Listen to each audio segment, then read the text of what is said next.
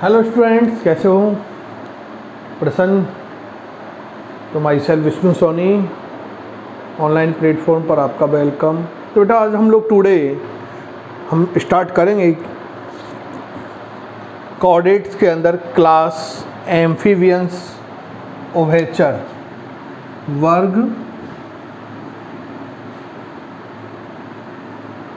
उभयचर यानी एम्फीबिया के बारे में आज हमें डिस्कशन करना है, क्योंकि लास्ट प्रीवियस हम लोग बेटा जो कंप्लीट करके आए थे वो आप लोगों के करके आए हैं हम लोग अधिवर्ग स्पीशीज, सुपर क्लास स्पीशीज और उसकी 3 क्लासेज के बारे में हम लोग प्रीवियसली क्लियर कर चुके हैं। क्लियर बेटा? इसके बाद आप लोगों के उभयचर एम्फीबिया, और इसको बेटा मोस्ट डाल देना, पूरी कंसेप्ट ही अपने आप में इसके लिए इम्पोर्टेंट है। अब सर इम्पोर्टेंट पूरा कंसेप्ट किस लिए है, क्या लॉजिक रीजन है इसके पीछे बेटा? तो इसके पीछे लॉजिक रीजन है कि आप लोगों के 11th के अंदर lesson 7 structural organisation of animal, जंतुओं का संरचनात्मक संगठन नाम से जो चैप्टर है उसके अंदर बेटा आपके मेढक फ्रॉग दिया हुआ है। क्लियर? क्या दिया हुआ है? फ्रॉग दिया हुआ है। तो फ्रॉग बेटा आप लोगों के क्या है, इंपॉर्टेंट है। Frog is the example of किसका एग्जाम्पल है बेटा आप लोगों के? किसका एग्जाम्पल है? उभयचर एम्फीबियंस क्लास का एग्जाम्पल है।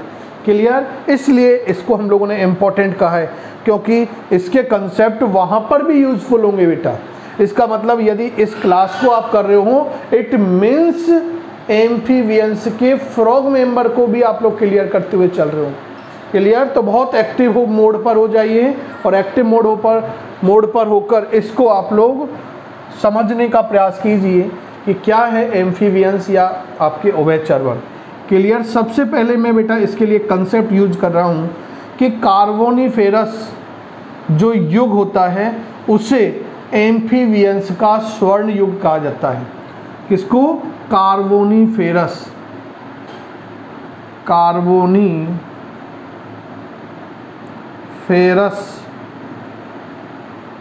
युग को उभयचर वर्गों का स्वर्णिम युग कहा जाता है। क्लियर? सेकंड कंसेप्ट हम लोग बात कर रहे हैं बेटा कि सामान्यतः इस वर्ग के अंतर्गत ऐसे जंतु आते हैं जो अपना जीवन यापन जलीय आवासों में भी कर लेते हैं और स्थलीय आवासों में भी कर लेते हैं। दोनों ही आवासों में अपना जीवन यापन कर लेते हैं। अब जब जलीय में करेंगे तो किस प्रकार के जल में करते हैं? तो केवल और केवल इस वर्ग के प्राणी स्वच्छ जल में ही अपना जीवन यापन करते हैं। लवणीय जल में ये क्या होते हैं, यानी समुद्रीय जल के अंदर ये प्राणी क्या होते हैं? अनुपस्थित होते हैं। इस वर्ग के कोई भी जंतु लवणीय जल के अंदर नहीं पाए जाते हैं। क्लियर? तो इस वर्ग के अंतर्गत आने वाले जो जंतु हैं वो जलीय और एवं स्थलीय दोनों ही आवासों में अपना जीवन यापन कर लेते हैं, लेकिन लवणीय जल के अंदर यानी पूर्णतः समुद्री जल के अंदर इनका अभाव होता है। केवल स्वच्छ जलीय जो स्रोत होते हैं उनके अंदर ही अपना जीवन यापन कर पाते हैं। क्लियर? ये प्रथम ऐसे कॉर्डेट प्राणी थे। इस वर्ग के जो जंतु हैं वे प्रथम ऐसे कॉर्डेट प्राणी थे जो जल से निकलकर स्थलीय आवासों पर आए। क्लियर? लेकिन स्थलीय आवासों पर पूर्ण रूप से सफल नहीं थे अपने जीवन यापन के लिए। उन्हें अपने कुछ क्रियाओं के लिए जल में ही जाना पड़ता था। स्थलीय आवासों में जीवन यापन तो करते थे लेकिन पूर्ण रूप से सफल नहीं थे। क्लियर? इन्हें अपने जनन क्रिया के लिए जल पर ही निर्भर रहना होता था। तो जनन के लिए कहाँ जाते बेटा? जल पर। जैसे हम लोगों ने ब्रायोफाइट के बारे में भी डिस्कस किया था ना प्लांट किंगडम के अंदर, तो वही कंसेप्ट यहाँ पर यूज हो रहा है। क्लियर बेटा? तथा अंडों को सूखने से बचाने के लिए किसी भी प्रकार का आवरण नहीं पाया जाता है। इन प्राणियों के अंदर क्या होता है, अंडों को सूखने से बचाने के लिए किसी भी प्रकार का कोई आवरण नहीं पाया जाता है। क्लियर? अगला कंसेप्ट डिस्कस करें। नेक्स्ट कंसेप्ट समझने की कोशिश करना बेटा। नेक्स्ट कंसेप्ट हम लोग बोल रहे हैं कि ये जो प्राणी है ये शीत रुधिरधारी कोल्ड ब्लडेड अथवा अनियमित तापी, असमतापी, है ना, पोइकिलोथर्मल होते हैं। पढ़ के आए थे लास्ट में हम लोग। तो इसका मतलब क्या है, वातावरण के यदि तापमान में कोई परिवर्तन होता है, वातावरण के तापमान में यदि कोई चेंजेज होता है, बाहरी वातावरण में कोई परिवर्तन होता है, तो इनके शरीर के तापमान में भी, बॉडी टेम्परेचर में भी क्या होता है, चेंजेज होता है।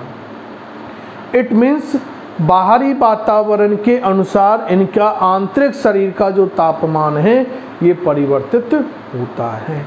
क्लियर? इसका मतलब ये असमतापी प्राणी है, शीत रुधिरधारी जंतु है, उभयचर वर्ग। क्लियर? आगे, अत्यधिक गर्मी एवं सर्दी से बचने के लिए ये जंतु ग्रीष्म निष्क्रियता दर्शाते हैं अथवा शीत निष्क्रियता दर्शाते हैं। इसलिए तो देखते हैं अपन लोग बारिश के मौसम में मृदा से अंदर से क्या है, जो देखते हैं ना मेढक निकल के आते छोटे छोटे से, तो ये है बेटा। क्लियर?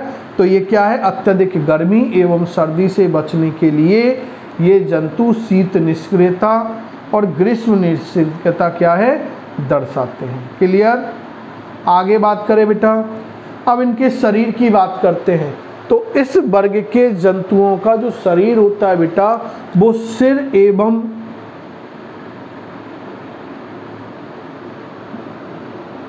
धड़ में विभेदित होता है। इनके अंदर सामान्यतः पूंछ उपस्थित हो भी सकती है अथवा अनुपस्थित भी हो सकती है। पूंछ उपस्थित भी हो सकती है और अनुपस्थित भी हो सकती है। क्लियर? आगे देखें, यदि बेटा हम लोग बात करें इनकी त्वचा की, तो आप लोग मेढक को देख लेना बेटा। तो सामान्यतः मेढक को देखेंगे तो इसकी त्वचा कैसी होती है, नम एवं चिकनी होती है। ऊपरी बाहरी सतह और आंतरिक सतह को देखना, निचली सतह चिकनी वगैरह होगी ना, तो नम चिकनी एवं सल्क विहीन होती है, स्कल लेस होती है। क्लियर? आगे, इनकी त्वचा के ऊपर बेटा नम क्यों होती है, चिकनी क्यों होती है, तो उसके लिए इसकी त्वचा पर अत्यधिक श्लेष्मक ग्रंथियां पाई जाती है जो त्वचा को नम बनाए रखती है। अत्यधिक मात्रा में श्लेष्मक ग्रंथियां पाई जाती है, म्यूसिजियस ग्लैंड पाई जाती है, जो श्लेष्मा का स्त्रावन करती रहती है और उस श्लेष्मा के स्त्रावन के कारण इनकी त्वचा नम्र और चिकनी होती है बेटा। क्लियर? आगे करें हैं कि इन प्राणियों के अंदर बेटा त्वचा जो होती है, ये त्वचा श्वसन में भी सहायक होती है। इसका मतलब इनके अंदर त्वचीय श्वसन, क्यूटेनियस रेस्पायरेशन भी पाया जाता है। इन प्राणियों के अंदर त्वचीय श्वसन भी पाया जाता है। क्लियर? डाउट्स बेटा कोई? चलें आगे। अब हम लोग बेटा बात कर रहे हैं कि इस वर्ग के प्राणियों के अंदर चलने के लिए, जैसे अपन लोगों के अंदर चलने के लिए क्या होते हैं बेटा, पैर होते हैं, इसी प्रकार से इस वर्ग के प्राणियों के अंदर स्थलीय आवास पर चलने के लिए 2 जोड़ी पाद पाए जाते हैं। अग्रपाद जो हैं और एक पश्चपाद होंगे बेटा, अग्रपाद एवं पश्चपाद, ये याद रखना है क्योंकि पूरा कॉन्सेप्ट इंपॉर्टेंट बता दिया आप लोगों को। एक्टिव रहो। क्लियर? हमेशा हर कॉन्सेप्ट की ओर फोकस करो। वन लाइन भी मिस नहीं होनी चाहिए यहाँ से। क्लियर? क्योंकि एक लाइन मिस होने का मतलब हो सकता है मे बी पॉसिबल वही लाइन आपके नीट में आ जाए, क्योंकि आपको बता चुके हैं, इम्पोर्टेंट है। तो इम्पोर्टेंसी के बेस पर याद रखो बेटा, क्लियर। तो 2 जोड़ी पाद पाए जाते हैं, एक पाद अग्रपाद कहलाते हैं, जबकि एक जोड़ी पादों को क्या कहा जाता है, पश्चपाद कहा जाता है, क्लियर। अग्रपाद के अंदर बेटा कितनी अंगुलियां होती हैं, 4 अंगुलियां होती हैं। अग्रपाद में कितनी अंगुलियां पाई जाती हैं, 4 अंगुलियां, जबकि पश्चपाद में कितनी अंगुलियां पाई जाती है, 5 अंगुलियां पाई जाती हैं। ये अच्छा क्वेश्चन है और ये आते हैं बेटा ऐसे क्वेश्चंस, क्योंकि मिस हो जाते हैं ना, हम लोग भूल जाते हैं इन चीज़ों को। तो क्लियर याद रखना है कि अग्रपाद में 4 अंगुलियां होती हैं, पश्चपाद में कितनी अंगुलियां होती हैं, 5 अंगुलियां होती हैं, क्लियर। डाउट्स कोई बेटा? आगे हम लोग कह रहे हैं कि इनके अंदर जो मुख होता है, माउथ, ये बड़े आकार का होता है। मुख कैसा होता है बेटा, बड़े आकार का होता है। इनके अंदर मुख कैसा पाया जाता है, बड़े आकार वाला मुख पाया जाता है, जिसमें ऊपरी और निचले जो जबड़े होते हैं उसमें समान दांत पाए जाते हैं। ऊपरी जबड़े में और निचले जबड़े के अंदर क्या है, समान दांत पाए जाते हैं। तो इनके अंदर पाए जाने वाले जो दांत हैं बेटा, वो सामान्यतः किस प्रकार के होंगे, उनकी क्या विशेषता होगी, तो पार्श्वदंती होते हैं। इनके अंदर कैसे दांत पाए जाते हैं, प्लूरोडोंट, पार्श्वदंती दांत पाए जाते हैं। समदंती यानी सभी दांत समान होते हैं ना ऊपरी और निचले जबड़े के अंदर, इसलिए समदंती दांत पाए जाते हैं। जबकि हमारी बात करें मानव के अंदर, विषमदंती प्रकार के दांत पाए जाते हैं। 4 प्रकार के होते हैं ना टीथ, है ना। समदंती दांत पाए जाते हैं, सारे दांत एक ही प्रकार के होते हैं। और बहुबार दंती होते हैं। और हमारे अंदर द्विबार दंती होते हैं, इनके अंदर बार आते हैं, क्लियर। तो ये कंसेप्ट आपको याद रखना है बेटा। जबकि फ्रॉग के अंदर, मेंढक में किस प्रकार के दांत होते हैं, ये मेंढक की बात आ गई तो एक्रोडोंट, एक्रोडोंट प्रकार के दांत पाए जाते हैं, क्लियर। तो ये कुछ कंसेप्ट अभी आप लोगों ने सीखी है वर्ग, उभयचर, एम्फीबिया के बारे में। नेक्स्ट कंसेप्ट आगे डिस्कस करते हैं। यहाँ तक कोई प्रॉब्लम बेटा?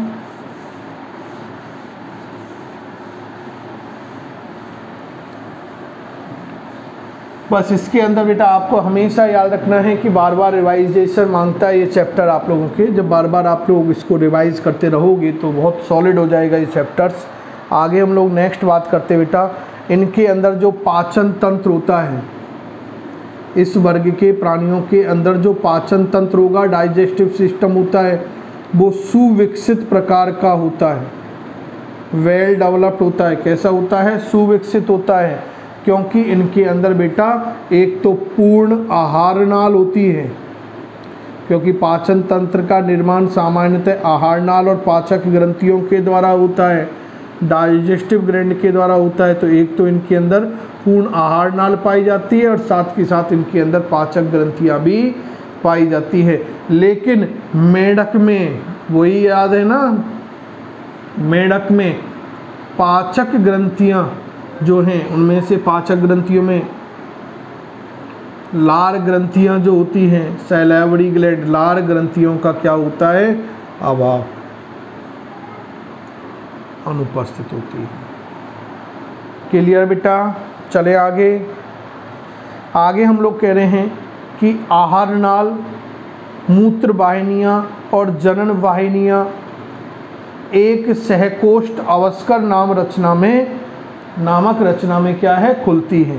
पाचक ग्रंथियाँ, आहार नाल, उसके बाद आपके मूत्र वाहिनियाँ तथा जनन वाहिनियाँ एक सहकोष्ठ अवस्कर क्लोका नामक रचना के अंदर क्या होती हैं? खुलती हैं, ओपन होती हैं, क्लियर। श्वसन की मैं बेटा बात करूँ तो इसमें श्वसन एक तो त्वचा के द्वारा देख के आ चुके हैं, लेकिन इन वर्ग के प्राणियों के अंदर जो श्वसन होता है बेटा, वो आपके क्लोमों के द्वारा, किसके द्वारा? क्लोमों के द्वारा या त्वचा के द्वारा या फेफड़ों के द्वारा या मुख ग्रासन गुहिका के द्वारा होता है, मुख ग्रासन गुहिका के द्वारा होता है। क्लियर? तो ये याद रखना बेटा आप लोगों को, श्वसन है ना, इम्पोर्टेंट है। बार बार बोल रहा हूँ आपसे कि इसको बहुत इम्पोर्टेंस है पूरा आपके क्लास। तो इस पूरी क्लास को आज के इस वीडियोज़ पे बहुत ज़्यादा फोकस करके चलना है बेटा। क्लियर? क्योंकि मान लेना नीट के अंदर 1 क्वेश्चन फिक्स है आपकी। इट मीन्स आज का टुडे का जो वीडियोज है ये आपके 4 मार्क का है। 1 क्वेश्चन का मीनिंग केवल 1 क्वेश्चन नहीं है, 4 मार्किंग के लिए हम लोग यूज कर रहे हैं बेटा। क्लियर? और कई बार तो क्या होता है 2 क्वेश्चन तक भी यहाँ से पुटअप हो जाते, तो 8 मार्क का हो जाएगा उसी समय। और किसी के साथ लिंक करके पूछ लिया तो हो सकता है नंबरिंग बढ़ जाए, है ना। तो हर कंसेप्ट को बहुत अच्छे से क्लियर करो। चलो हार्ट की बात करें नेक्स्ट। हृदय सबके अंदर होता है ना, जो धड़कता है ना, रक्त परिसंचरण में काम आता है हृदय। तो इन वर्ग के प्राणियों के अंदर जो हृदय होता है बेटा वो 3 वैस्मी होता है, 3 चेम्बर्ड होता है। जबकि पिसीज वर्ग के अंदर कितनी बात की थी? 2 चेम्बर्ड बात की अपन लोगों ने। क्लियर? इसमें 2 आलिंद और 1 निलय होते हैं। 2 आलिंद ऑरिकल और 1 निलय होता है। क्लियर? इनके अंदर जो आरवीसीज होती हैं, लाल रुधिर कणिकाएं जो होती है बेटा, ये उभयोतल बाइकोन के उभयोतल बाई कॉन्वेक्स प्रकार की अंडाकार तथा केंद्रक युक्त होती हैं। सामान्यतः आरबीसी में क्या होता है, परिपक्व आरबीसी में केंद्रक का अभाव होता है ना, लेकिन इनकी आरबीसी में केंद्रक पाया जाता है, तो इसलिए भी इम्पोर्टेंस हो गया। क्लियर? चलें आगे। नेक्स्ट कंसेप्ट हम लोग बोल रहे हैं बेटा कि इस वर्ग के प्राणियों के अंदर वृक्क निभायिका तंत्र, इस वर्ग के प्राणियों के अंदर वृक्क निभायिका तंत्र तथा यकृत निभायिका तंत्र उपस्थित होता है, पाया जाता है। वृक्क निभायिका तंत्र एवं यकृत निभायिका तंत्र पाया जाता है। क्लियर? आगे बेटा बात करें नेक्स्ट, उत्सर्जन की बात करते हैं, एक्सक्रेशन की बात करते हैं कि इस वर्ग के जो प्राणी हैं अपने शरीर से नाइट्रोजनी अवशिष्ट पदार्थों को किसके द्वारा और किस रूप में, किसके द्वारा और किस रूप में परित्याग करते हैं। क्लियर? तो नेक्स्ट कंसेप्ट जो डिस्कस कर रहे हैं वो क्या करेंगे बेटा? उत्सर्जन, एक्सक्रेशन। तो इस वर्ग के प्राणियों के अंदर बेटा जो उत्सर्जन है वो किसके द्वारा होता है? वृक्क के द्वारा होता है, किडनी के द्वारा होता है। लेकिन किस प्रकार की किडनी के द्वारा होता है? तो मीसोनेफ्रिक प्रकार की, मीसोनेफ्रिक प्रकार की वृक्क किडनी के द्वारा नाइट्रोजनी अवशिष्ट पदार्थों का निष्कासन होता है। और किसके रूप में होता है? रूप है भैया यूरिया के रूप में। तो ये यूरियोटेलिक प्राणी हो गए। क्लियर? यूरिया के रूप में, तो यूरियोटेलिक प्राणी है। लेकिन इनके लार्वा एवं पुच्छ युक्त एम्फीबियन अमोनिया उत्सर्जित करते हैं। लार्वा एवं पुच्छ युक्त एम्फीबियन क्या करते बेटा? अमोनिया का उत्सर्जन करते हैं। ये तो ये अमोनोटेलिक हो गए, है ना। एक अमीनोटेलिक, एक अमोनोटेलिक, एक यूरियोटेलिक और एक यूरिकोटेलिक, 4 प्रकार के प्राणी होते हैं नाइट्रोजनी अवशिष्ट पदार्थों के निष्कासन के आधार पर। क्लियर? चले आगे। यदि बेटा बात करें इनके अंदर खोपड़ी स्कल की बात करें तो इनके अंदर बेटा आपके द्विकॉन्ड्रियल बाइकॉन्ड्रियल क्या होती है? स्कल होती है, खोपड़ी पाई जाती है। इनके अंदर कपाल तंत्रिकाओं की बात करें तो कपाल तंत्रिकाएं इस वर्ग के प्राणियों के अंदर तंत्रिकाएं कितनी होती हैं? 10 जोड़ी होती हैं। कितनी जोड़ी पाई जाती हैं? 10 जोड़ी कपाल तंत्रिकाएं पाई जाती है। नेक्स्ट, यदि मैं बेटा बात करूं, एक कर्णपटल कर्ण को दर्शाता है। एक कर्णपटल होता है जो किसको दर्शाता है? कर्ण को। क्लियर? इनके अंदर बाह्य कर्ण नहीं होता है। नेत्र जो होते हैं, आइज जो होते हैं, ये पलक युक्त होते हैं। इनके नेत्रों के ऊपर क्या पाई जाती है बेटा? पलक पाई जाती हैं। क्लियर? कोई डाउट? तो ये नेक्स्ट कंसेप्ट आप लोगों के। अगला कंसेप्ट डिस्कस करें तो नेक्स्ट कंसेप्ट हम लोग डिस्कस करते हैं बेटा, इस वर्ग के जो प्राणी होते हैं वो सामान्यतः एक लिंगी होते हैं।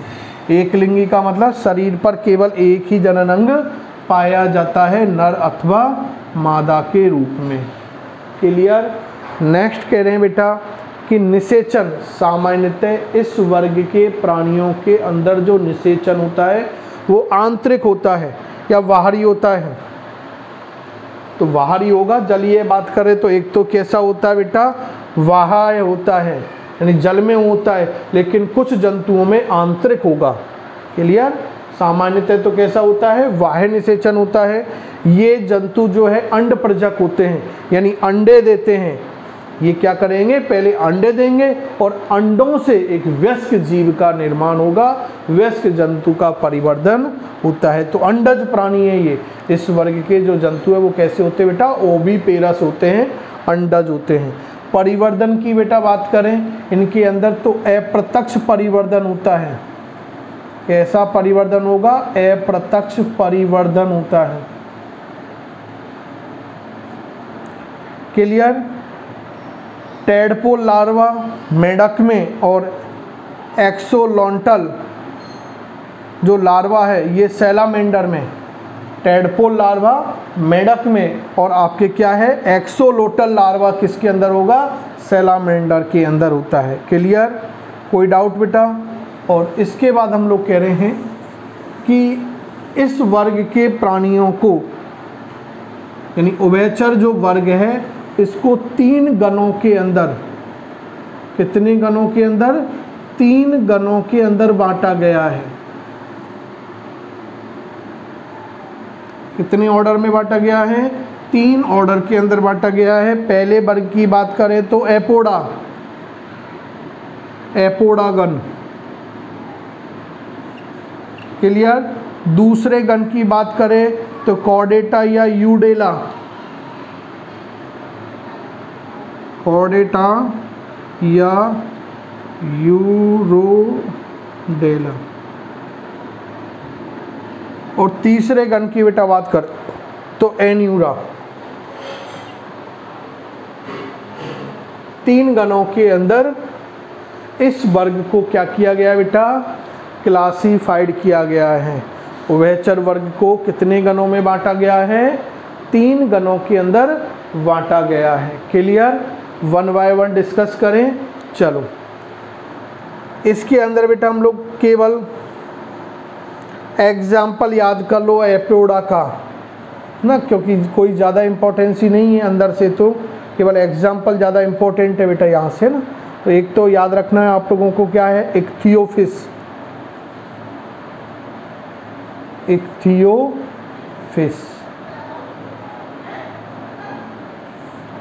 जबकि कॉर्डेटा या यूरोडेला गण के एग्जाम्पलों की बेटा मैं बात करूं आपसे तो इसके एग्जाम्पल में सैलामेंड्रा नंबर 1, तो सैलामेंड्रा या सैलामेंडर है ना, अभी जस्ट पढ़ के आए लार्वा। क्लियर?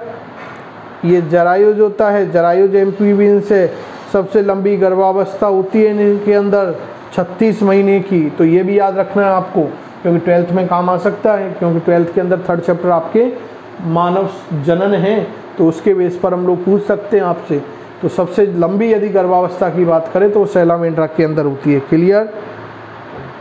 आगे हम लोग बेटा बात करते हैं नेक्स्ट एम्फीयूमा। सेकंड एग्जाम्पल क्या है इसका? एम्फीयूमा।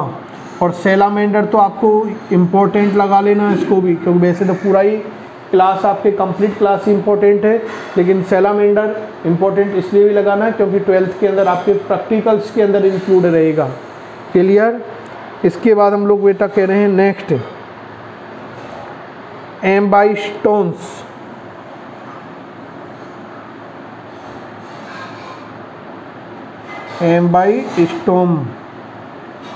एम्बाइस्टोमा। क्लियर। तो ये कुछ एग्जाम्पल है आपके किसके, कॉर्डेटा या यूरोडेला गन के। इसके बाद लास्ट गन आप लोगों के कौन सा है बेटा, एन्यूरा। एन्यूरा ऑर्डर की बात करें तो इसके एग्जाम्पल में नंबर 1 फर्स्ट एग्जाम्पल तो बेटा आपकी क्या है, Rana tigrina. Rana tigrina is the scientific name of the frog, Indian bull frog का नाम है ना। तो ये याद रखना है, राना टिग्रीना इसका नाम है जिसका नाम।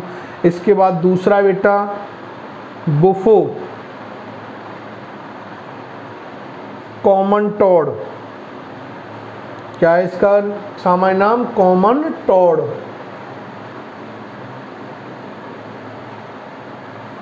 थर्ड हाइला, जिसे वृक्ष मेढक भी कहा जाता है, ट्री फ्रॉग। क्लियर।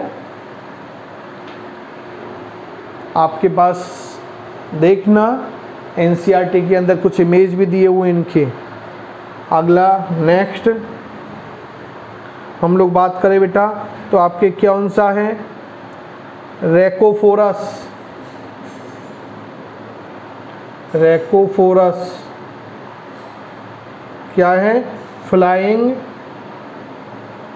फ्रॉग, उड़ने वाला मेढक। कौन सा है, रेकोफोरस। क्लियर। फिफ्थ बेटा आपके कौन सा है, pipa americana, Suriname toad americana. Clear. तो इस तरह से हम लोगों ने बेटा उभयचर क्लास की प्रॉपर्टीज़ और इस उभयचर वर्ग के हम लोगों ने 3 गन, पहला एपोडा, दूसरा कॉर्डेटा या यूरोडेला और थर्ड आपके कौन सा बेटा, एन्यूरा, इनके बारे में डिस्कस किया है। इनके अंदर बेटा ज़्यादा प्रॉपर्टीज़ का तो कोई इतना कंट्रीब्यूशन है नहीं है रोड, लेकिन हमें एग्जाम्पल ज़रूर याद रखने हैं। क्लियर। तो एग्जाम्पल हमें याद होना चाहिए, ये कॉमनली हमसे पूछते हैं। क्लियर। और जो जो आपसे पूछा जाता है वो मैंने यहाँ पर मेंशन कर दिया। आई होप कि आज टुडे जो बेटा अपन लोगों ने टॉपिक क्लियर किया है ये आपके कंसेप्ट समझ में आया होगा। नेक्स्ट वापस से आपके साथ जुड़ेंगे, तब तक के लिए थैंक यू, गुड बाय।